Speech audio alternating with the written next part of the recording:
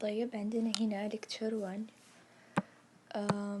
Definition of a statistic is a science of conducting studies to collect, organize, summarize, analyze and draw conclusion from data. طيب لما يجينا التعريف بالاختبار لازم هو ما أتوقع إنه يجينا نكتبه، لكن لازم تكونون حافظينه بالترتيب، إنه collect data، بعدين organize، بعدين summarize، بعدين analyze، بعدين draw conclusion. تمام. نشوف هنا استخدامات الستاتستيك الإحصاء عندنا في السبورت والإديوكيشن والبابليك هيلث والسوشيال ساينس. في الإديوكيشن مثلا لما يحسبون درجاتنا هذه تعتبر إحصاءات. البابليك هيلث زي إحصائية يعني إصابات كورونا مثلا.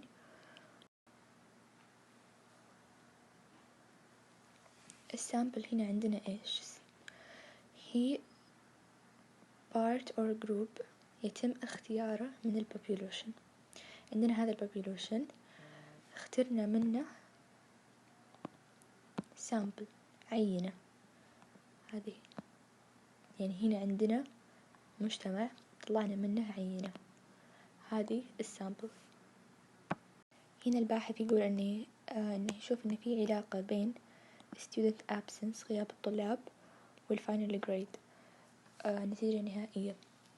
طيب فإيش سوى؟ هو اختار مجموعة من الطلاب من ساينس تراك من المسار العلمي. يقول what are the variables under study؟ وش المتغيرات اللي تحت الدراسة؟ إيش قلنا؟ student absence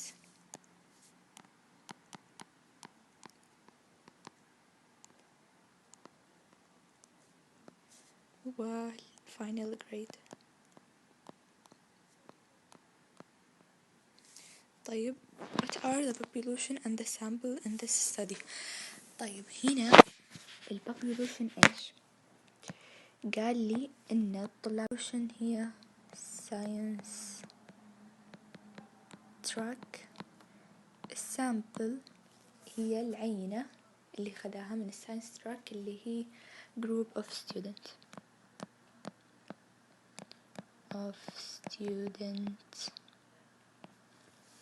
اوكي. شوفوا هذه مهمة. لما نشوف all يعني parameter، لما نشوف survey يعني statistic. نشوف هنا 59% من الفريشمان at your school reside in camps. هنا وش لقينا؟ parameter يعني لقينا all يعني parameter. هنا 775 of the case A population has a college degree. survey أساسا يعني وهذه إحصائية إن 75% من سكان السعودية عندهم درجة جامعية. statistic. هنا in a recent year the average math score for all graduated in the AKT was 21. زي ما قلنا all parameter. in a descriptive من اسمه وصفي who organize and summarize data in a meaningful way. وبالعادة descriptive يكون هو في الماضي، فبتشوفون يجي بالسؤال كذا was أو أي كلمة تدل على الماضي. هنا ال inferential statistic generalizing from sample to population. طيب هنا راح يكون في المستقبل،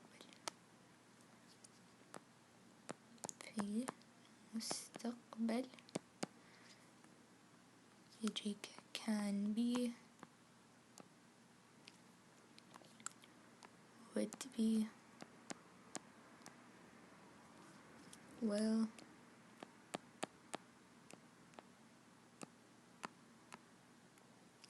تمام.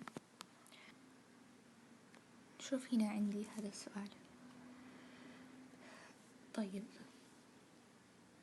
هنا يقول generalizing sample to population a meaningful way. هو تعريف descriptive أو inferential. شوف هنا قلنا organizing and summarize data in a meaningful way. هنا إيش قلنا generalizing from sample. راح تلاحظون هنا descriptive يقول organize، لكن في inferential يقول generalize.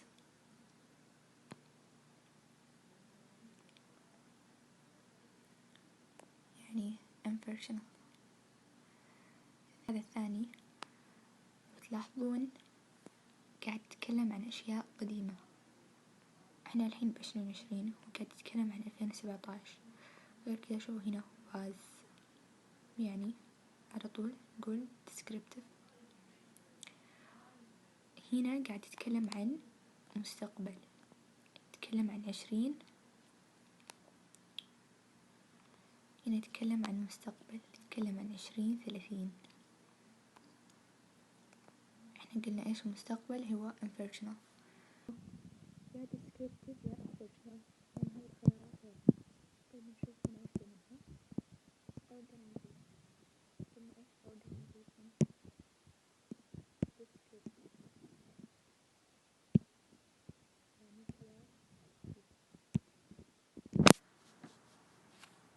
يعني يتوقع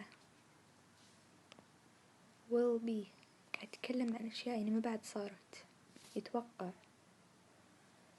أشياء في المستقبل يعني inferential.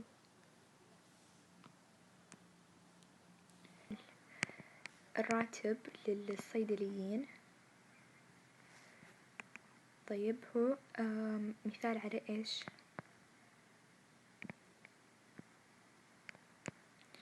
يا population يا sample، لكن هو هنا ما قال لي إن هذا الصيدلي هذا راتبه، أو إنه أخذه من مجموعة من الصيدليين، أخذه منه صيدلي واحد أو شي زي كذا.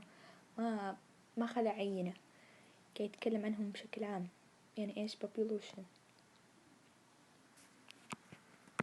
هنا ال variables and type of data، عندنا qualitative و quantitative. ال qualitative هي بيانات لفظية، وال quantity كمية. عندنا هنا discrete و continuous، مستمرة. ال continuous راح تكون كسور، وال discrete أعداد.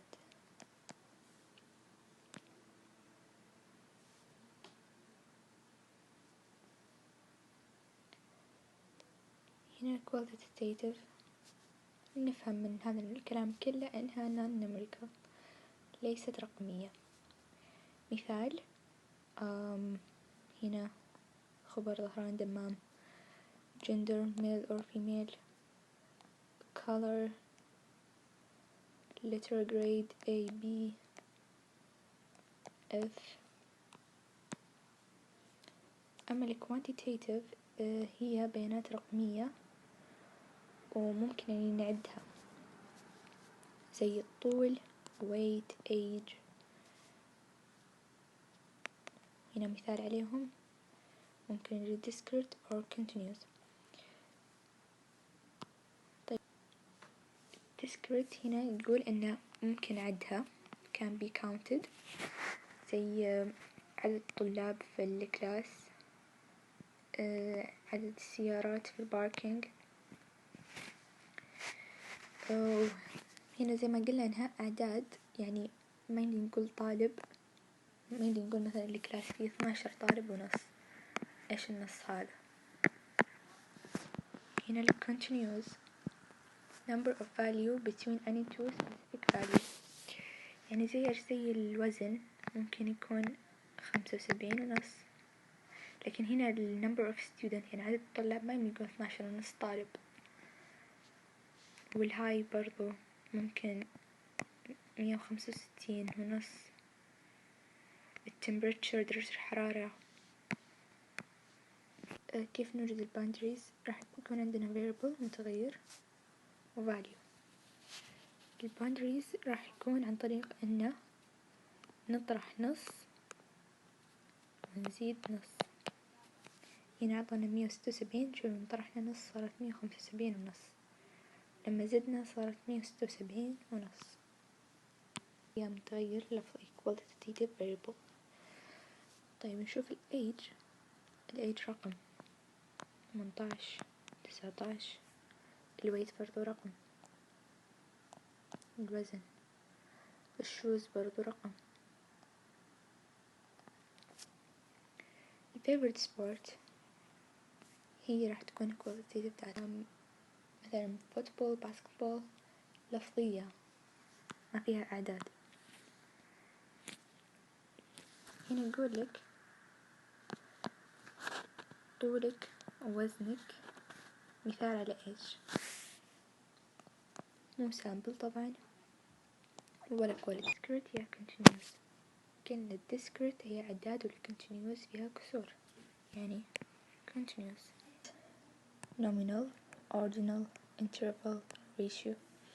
الnominal راح تكون اسمية، الordinal راح يعطيك متغيرات بالترتيب A B C. هنا راح يكون معدل، يعني تصنيف بالاسم، طن أو مقيم. هنا الأوردينال زي ما قلت بالترتيب، تشوف الجريد A B C D F، first place second place، مكان أول مكان الثاني. يقولك هنا إن النومينال والأوردينال هي qualitative type of data لأنها non numerical، زي ما شفنا هنا الأمثلة اللي قال لي إياها، وهنا ما في شي يدل على أرقام.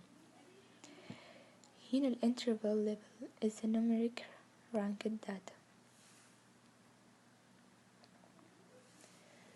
هنا no meaning of zero زي درجة الحرارة والآي كيو معدل الذكاء.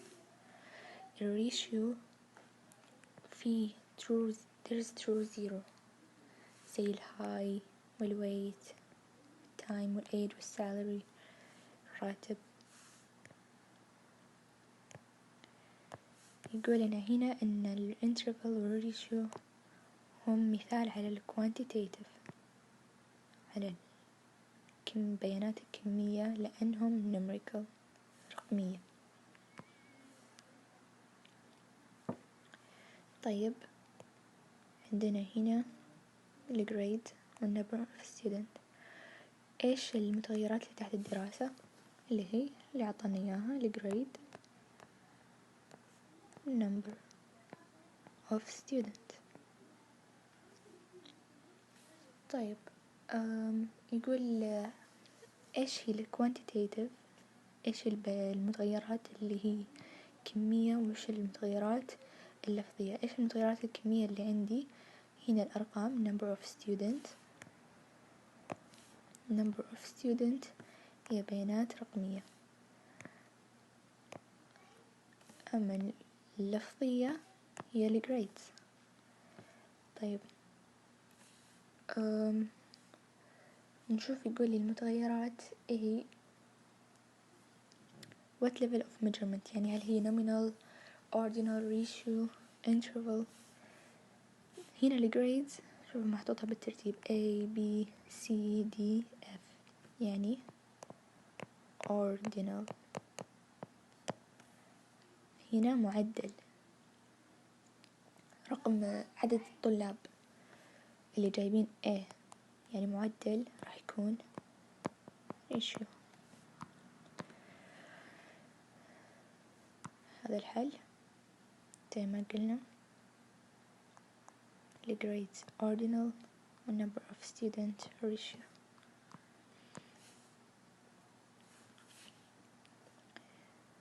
هنا يقول أي واحدة منهم مثال على هذا interval.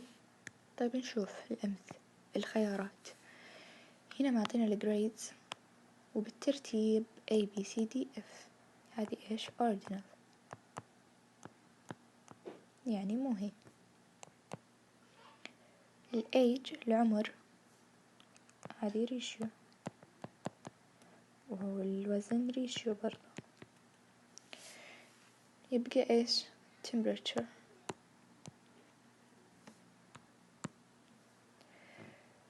لون العيون بلو براون جرين بلاك للطلاب، مثال على nominal.